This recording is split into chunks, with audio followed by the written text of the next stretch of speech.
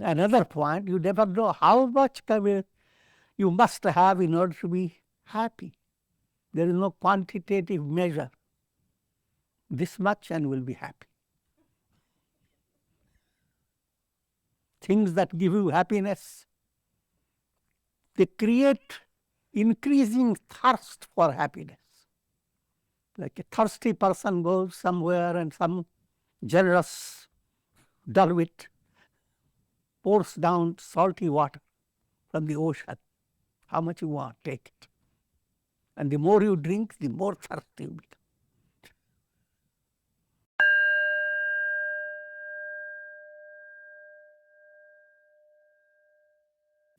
Om Vasudeva Sutam Devam Kansachanuramardhanam Devaki Paramanandam Krishnam Vande Jagadgurum. Om. Relations to Lord Krishna, the preceptor of the universe, destroyer of the forces of darkness, and bestower of immortality. Srimad Bhagavad Gita in chapter 6. Chapter is entitled Adhyatma Yoga, implying adopting the path of meditation, reaching out to the highest goal. And presently, in 28th verse, this advanced state that's reached by yogi, which is the ideal to be reached, focus is on the goal. Yunjannevam sadatmanam yogi vigata kalmasha sukhena brahma sansparsham atyantam sukhamashnute. Thus a yogi who maintains his mind always in samadhi rises beyond the evil of the world and readily experiences the infinite bliss of contact with Brahman. Let me give you details. All these are highly allegorical, condensed writings. The first point, evam sada atmanam yunjan. Always united with the self. Now, try to understand how distant you are from your own self. Though you may constantly assert, here am I am the one. But that I am yours is not real. Each time you go to sleep, you leave behind your I am just like people leave behind their shoes. And in that state, you have the best rest beyond the I am. So the I am that constantly deludes a person, that's not real you. In touch with your I am, you are not in touch with your real I am. You are in touch with a ghost.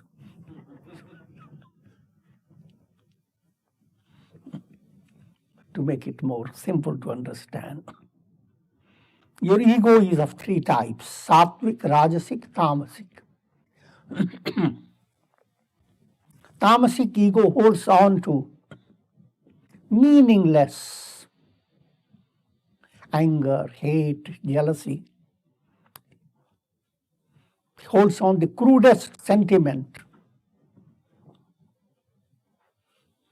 and mostly not based on any rationality. You suddenly look at the face of a person, I don't like it. And you hold on to the idea, I will not see that face. Not, at least not in the morning, because the whole day will be spoiled.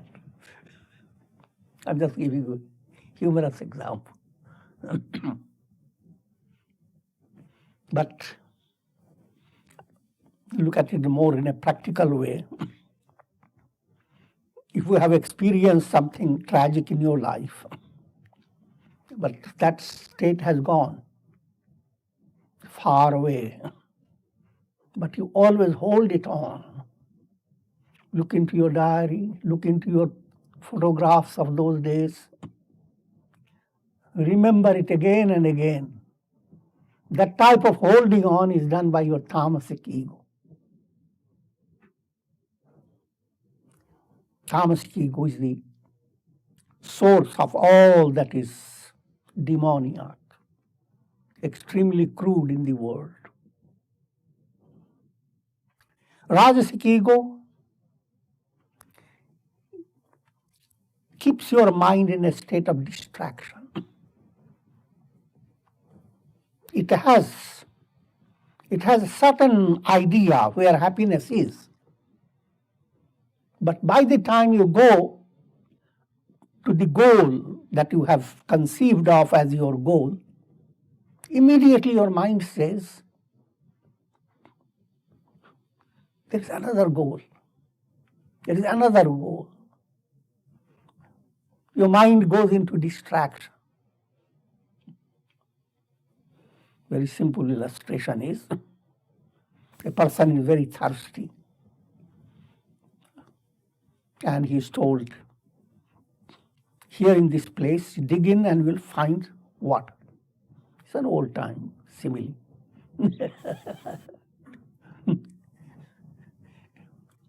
He digs into it few inches, few feet, and not finding water, he gets upset. Goes another place, digs again to the same, and doesn't find water. And goes on digging in so many areas. He worked very hard, didn't find water anywhere. That's a Rajasic ego. If he were to work just in one place, a little 3 times more, or even 2 times, he would have had water. 𝐒𝐚𝐭𝐫𝐲 sab sadhe. If you keep your mind focused in a one-pointed manner, you accomplish your goal, your objective. But your mind goes on becoming distracted. Your energy is not directed in an active way, in an effective manner. In spite of all the energy and resources you have, you don't accomplish it. Sattvic ego, that's the healthy state of ego.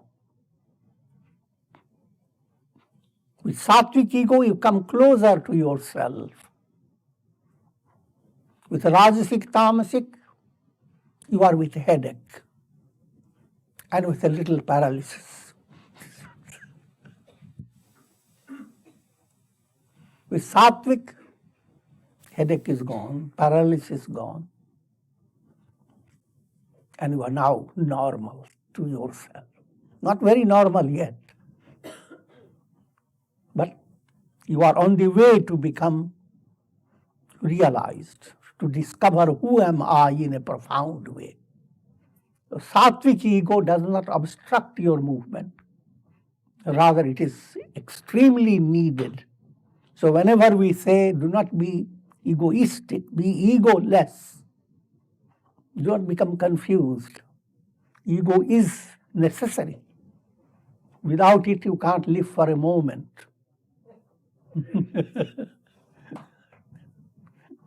But ego that does not create in you conceit, but ego that brings in you the aroma of humility. And in that, when you develop good qualities and you become proud, all this is coming from my soul. That type of pride is auspicious. It's good for you, good for everybody. But when you bring out onion smell from your mouth, don't take it literal. Anger, hate. And you develop pride. That pride is degrading for you and degrading for others. So, simple point to understand always how to promote Sattvic ego. If you keep yourself involved in being good through Satsanga, changing your personality, removing your anger, look into yourself and see what are the defects in you. Do not allow your mind just to be clever only in detecting defects of others. Human minds, people find themselves very proud. They can look into people and immediately recognize their defect. But nothing practical can be accomplished by that. If you go on detecting others' defects, if you go on finding the rubbish in others' houses, where it is hidden, that doesn't in any way help you.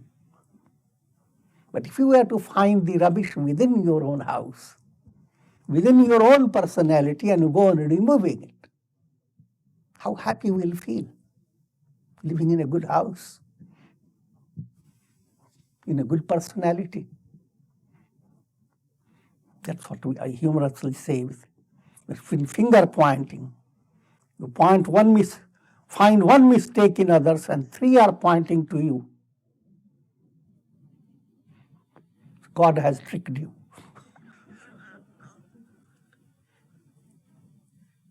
So now what I'm leading you to understand, that when you have Sattvic ego that has become transparent, through that ego you see your real self. Then you are the yogi, you have attained your goal. And just like ego in you is always there, now transcending ego, you have attained the I am. And that's an absolute reality, eternal reality. With ego, you are always there in a relative way. But your existence with ego is perishable. It's mortal. Transcending ego, realizing the I am, you have attained immortality.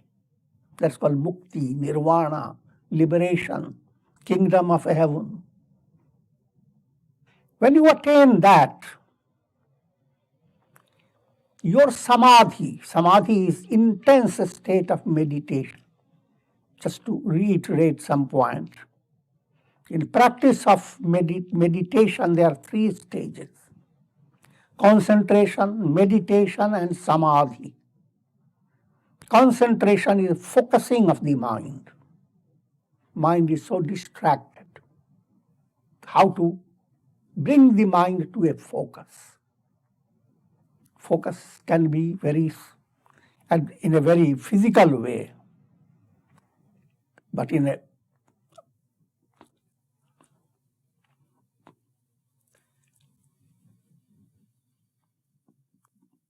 profounder way, your focus has to be more and more towards God.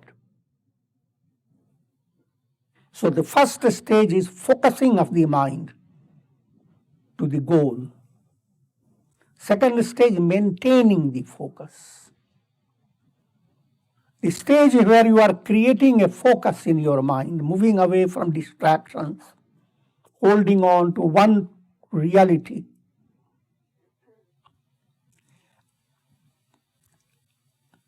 And along with it, whatever reality you have come to recognize, stay with it without any effort.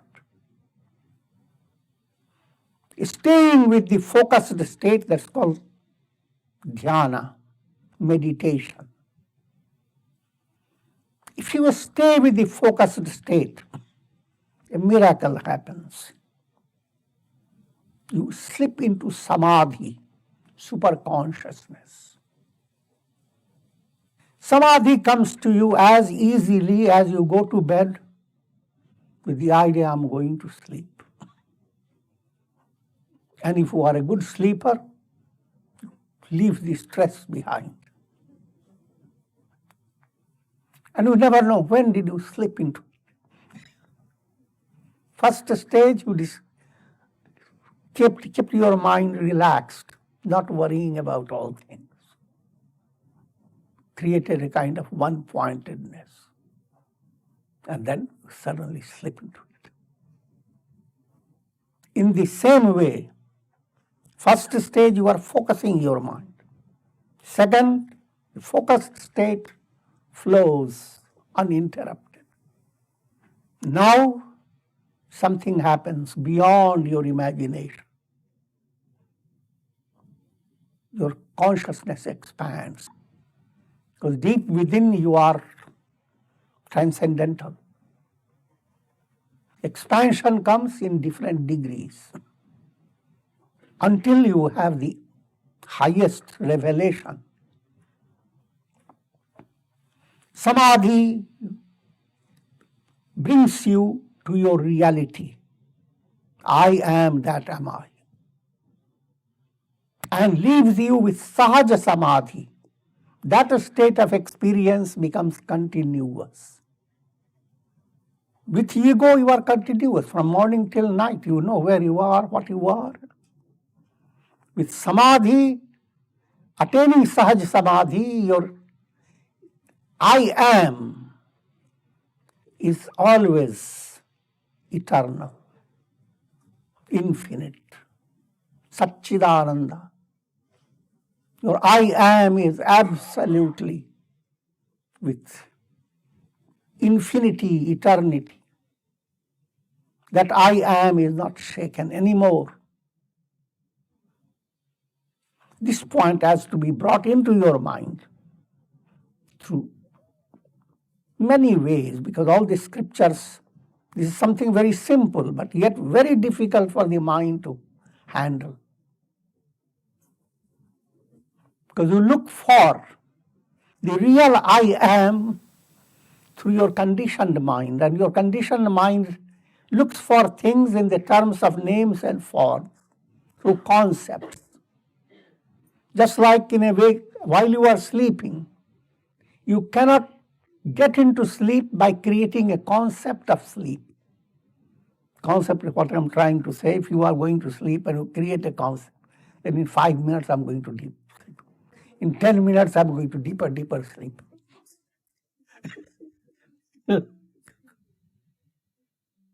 Concepts are transcendent. That samadhi, sahaja samadhi, that becomes a perpetual attainment. That's what Chandogya Upanishad calls the bhuma. You have attained infinite bliss. As long as you have been looking for happiness through the mind and senses in a world of time and space, no matter how fortunate you are, you have found something transient. For a human being who lives only for 100 and little more, maybe, attaining something that stays on for 7 years in a harmonious way seems like a great goal. But even if you attain things that last 50 years, 70 years, 70 years is nothing. And afterwards, what's that? You are just like anybody else, all the shells lying by the ocean.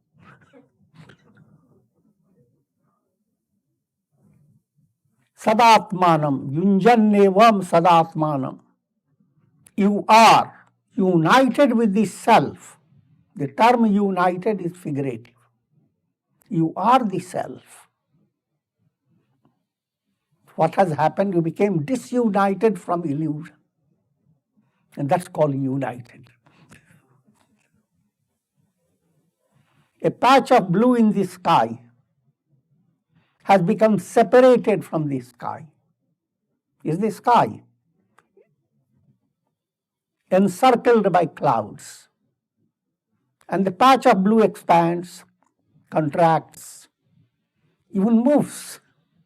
It is in trouble. How long it will stay in trouble? Until it gets united with the sky. When will it be united? When it becomes disunited from all those clouds. Try to understand the definition of yoga. Yoga is union.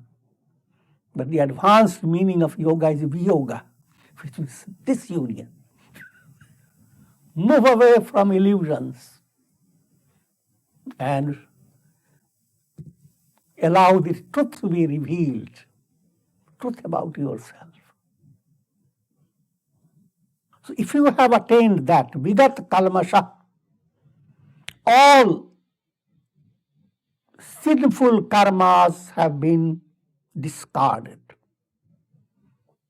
The bond of karma, karma that constantly restricts you, that karmic knot has been dispersed.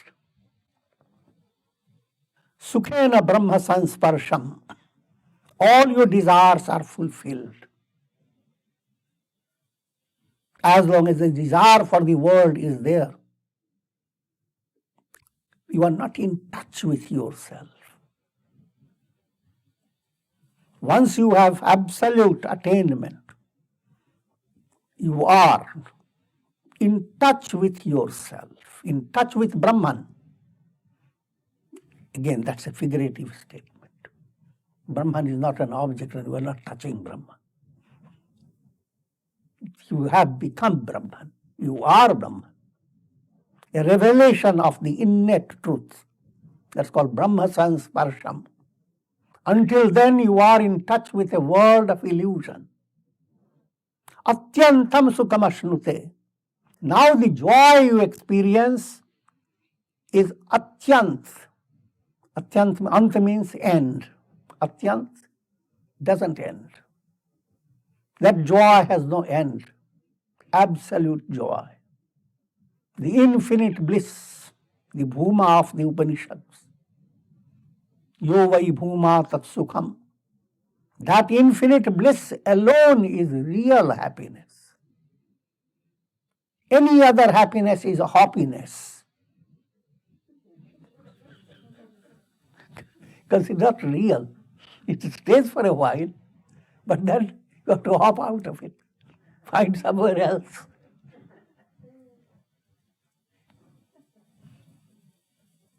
Another point, you never know how much you must have in order to be happy.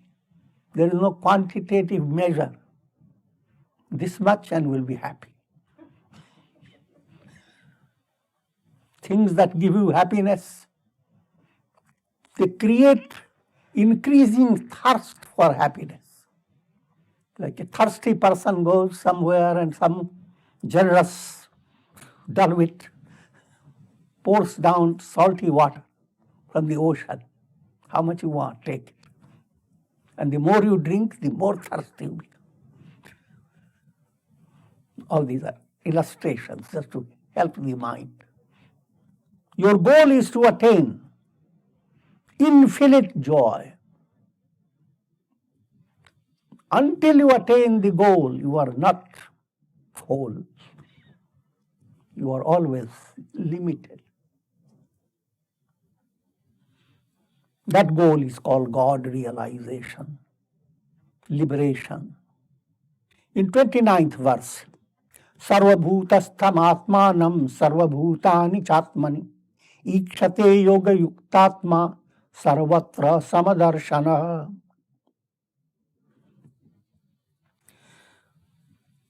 One whose mind is purified by yoga, he beholds the self in all beings and all beings in the self.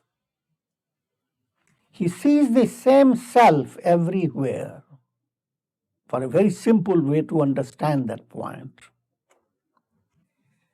think of yourself experiencing a dream.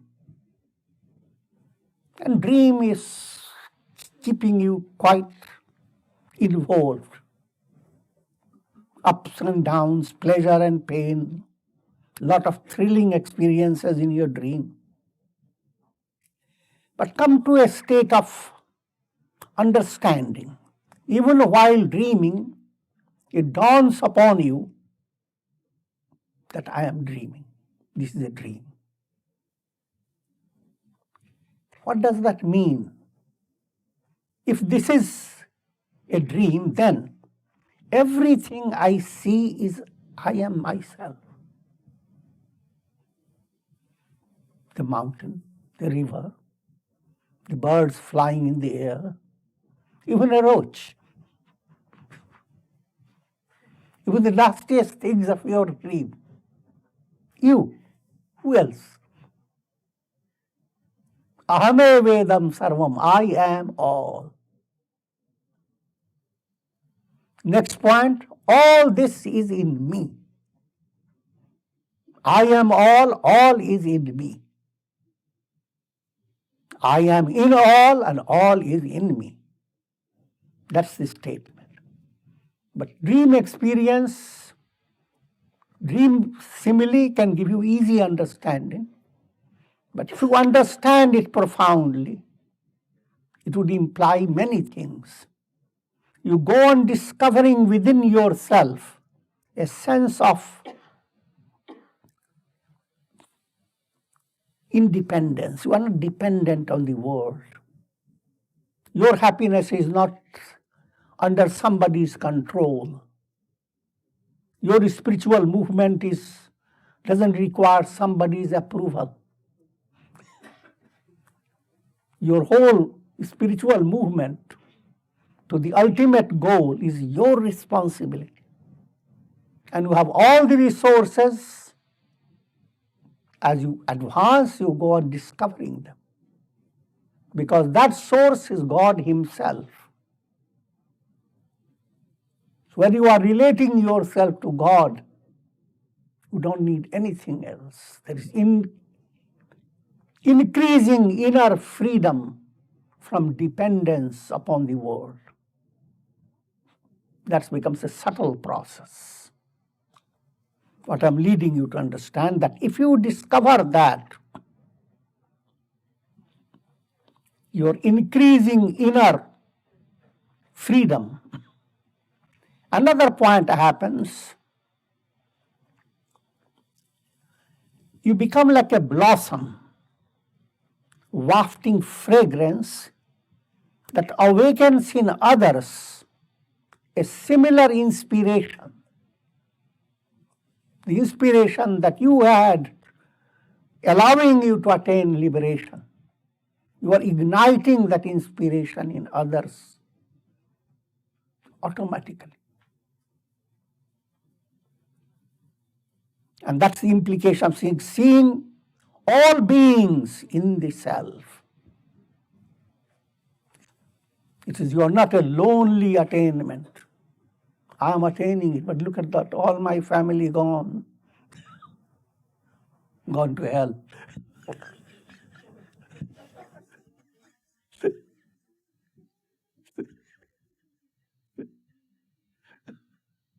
There's no such thing. You are encompassing and enfolding all. Because the I am that you have discovered is God Himself. And God is all encompassing. God enfolds all. So beholding the self in all beings and all beings in the self. Now in a very simple language, in a simple day-to-day life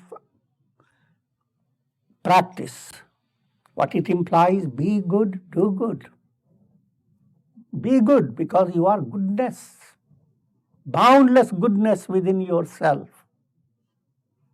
And in order to be good, go on exuding goodness in relation to others.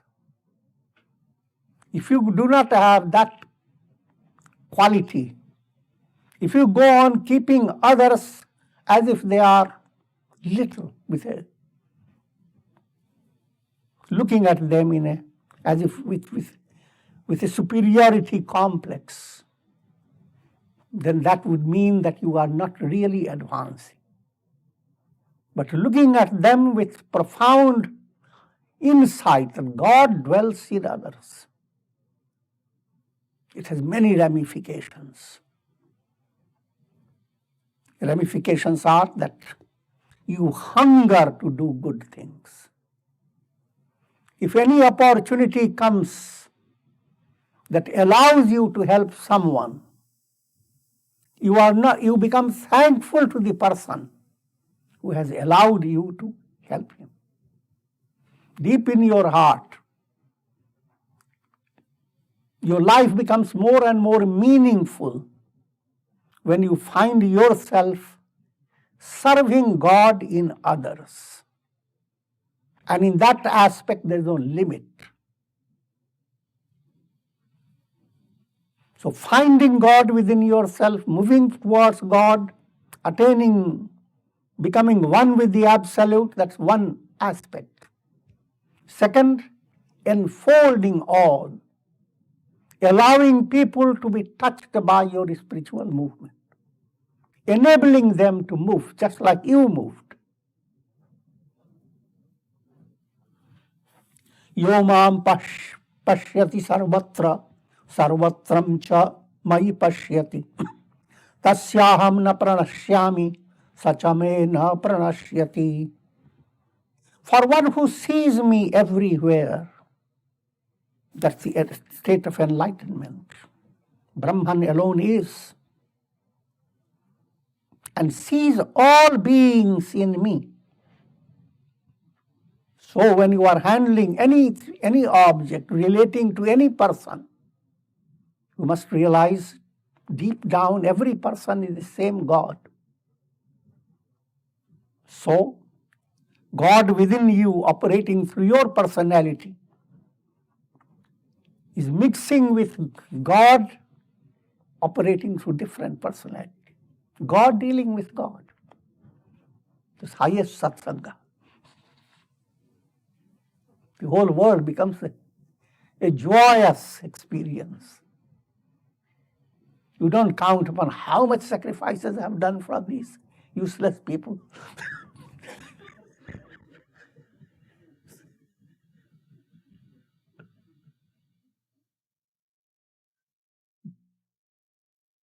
And that type of quality type of love develops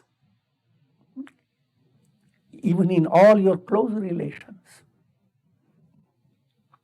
Father loves the God in the son. The wife loves God in the husband, and husband loves God in the wife. Friends love each other, God in each other. That is the goal. Goal you keep in view. That doesn't mean you have realized it. But if you have not realized it, don't be desperate. Pole star is far away. Your goal is to reach pole star.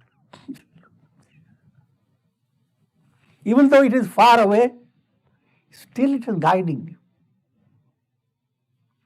I'm just giving you allegorical. Liberation is the goal, like a pole star. And that must guide your every movement day by day. He who sees me, God in all, and all in me, tasyaham na pranashyami. For that person I am never lost. And he is never lost. Sarvabhuta sthitam yo mam bhajatyekattvamastitah sarvadha vartamanopi sa yogi mai vartate.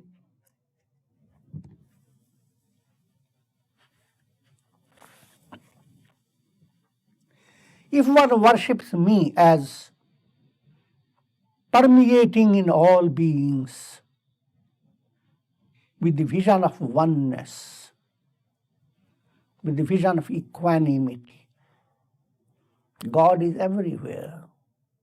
Samadrishti, the vision that God is everywhere, that becomes your realization. Otherwise, mind in a conditioned state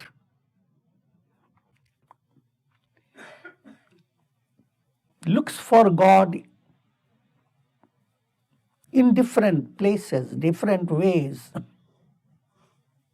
You go to pilgrimage center to find God. And God, knowing you are coming there, he runs away from there. I'm joking.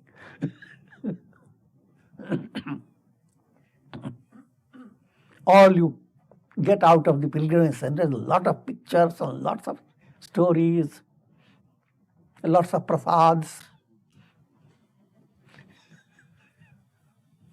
And then you think of, where should I go there, go to get a better touch with God. Someone says, go to Badri Kedar, there is God in the most profound aspect. So the mind becomes so interested in that. I'm not underestimating that. Even that is wonderful. But that is not the ultimate goal, because you go on losing God. You have a thrilling experience, you go to a temple, and you go on telling that experience to people again and again. But in your day-to-day life, you are far away from it. Your goal is to be aware that God is with you at all times. It's impossible for you to be separated from God. And God is everywhere. Man changat katvat me Ganga. Your mind is well enlightened. Even in the bathtub, Ganges flows.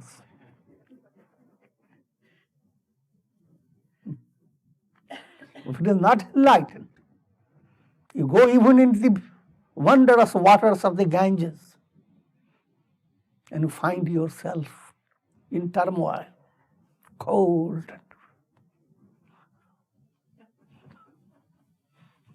And you remember how comfortable the bathtub was.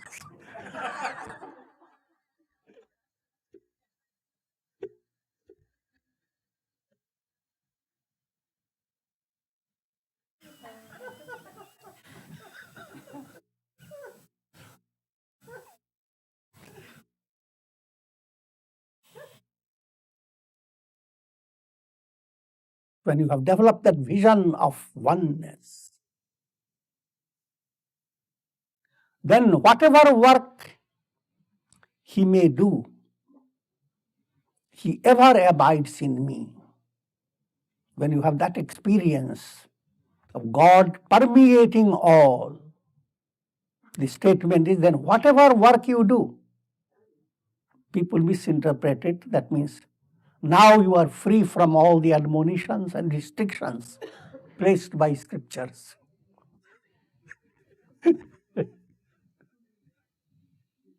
It's correct. You are free. But that doesn't mean that you will stoop to doing things. Now you are free without even thinking, without any effort.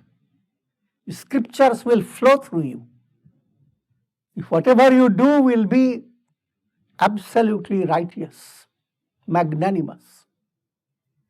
Even unawares, whatever you do, you will set an example for others without any effort on your part. That's what it implies. No matter whatever he may do, he ever abides in me.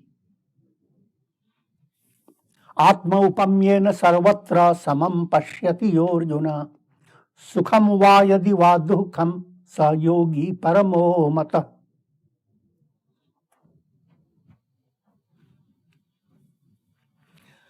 He is considered the highest yogi who feels for others, whether for pain or pleasure, even as he would feel for himself.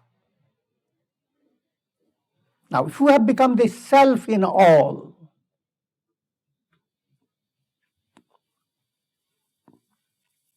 the Atma that is in me, the Atma that am I, that Atma is in everyone.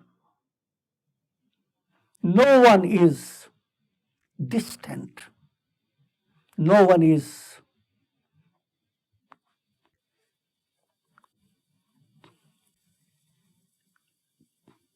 foreign.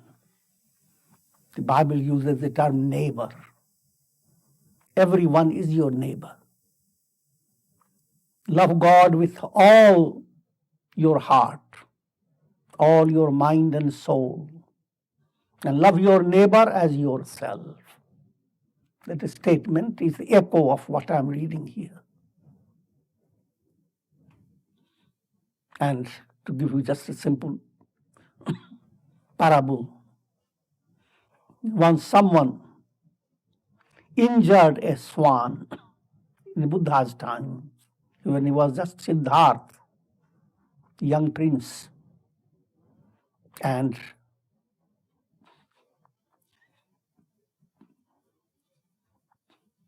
the person was brought before the royal type of a court. I will not go into too much detail. Details are so many. The idea is, when Buddha looked at the bird, the man who had hit the bird and injured it claimed that the bird was his. The bird was injured, and Buddha looks at the bird, takes a stick, pokes into his own muscles, feels pain, and says, "No, you can't give life. Life is not under your control.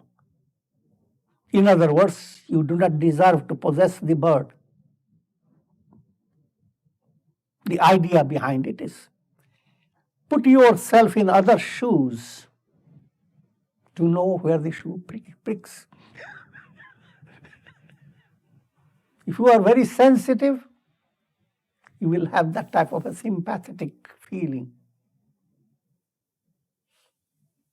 And do not allow others to suffer from which you don't want to suffer. That profound inner compassion must develop. That's a part of your spiritual progress. If compassion, charity, magnanimity do not develop, then your yoga and your even opening kundalini, attaining siddhis, having tremendous psychic powers, all these mean nothing. Nothing.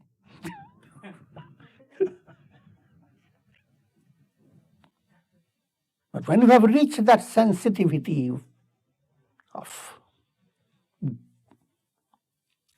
profound compassion, not permitting pain to be inflicted on others, even in a slightest measure. Sarvay Bhavantu Sukhina. This is brought out in the Upanishadic prayer. Sarvay Bhavantu Sukhina, Sarvay Santu Niramaya, Sarvay Bhadrani Pashyantu, 𝐒𝐚𝐭𝐵𝐻𝑆𝑢𝑘ℎ𝐫𝐲. Sarvay Bhavantu Sukhina, may all be happy. That all implies wherever is your reach. If your reach is even just to a little squirrel which is in misery, put the squirrel back to the tree. Whatever is your reach, Sarvay Bhavantu Sukhina, that type of heart, may all be happy. Sarvay Santu Niramaya, may all be free of trouble, pain. But don't use mathematical head. How can everybody be free from pain? All that it implies, within the range of your activity, if you can remove pain from others and create a goodwill that may no one suffer from pain, and that's the starting point. Hold on to that. Sarvay bhadrani pashyantu. And being more involved in the direction, may everyone attain enlightenment the way you are attaining it. Your self-realization shouldn't be just confined to you. Don't say to yourself, I worked very hard, therefore I deserve it. These people don't.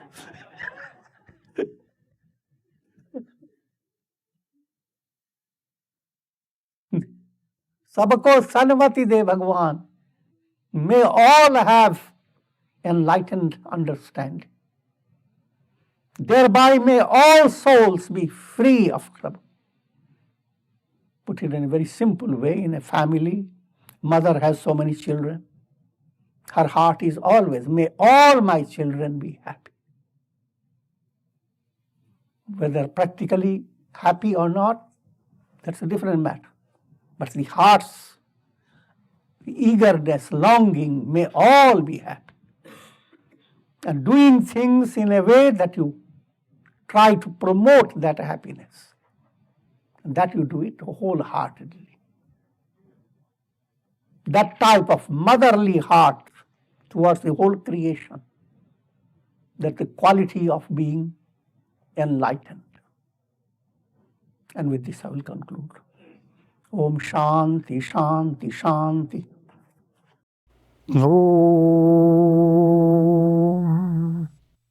Purnamadaha Purnamidam Purnat Purnamudachyate Purnasya Purnamadaya Purnamevavashishyate. Om Shanti, Shanti, Shanti.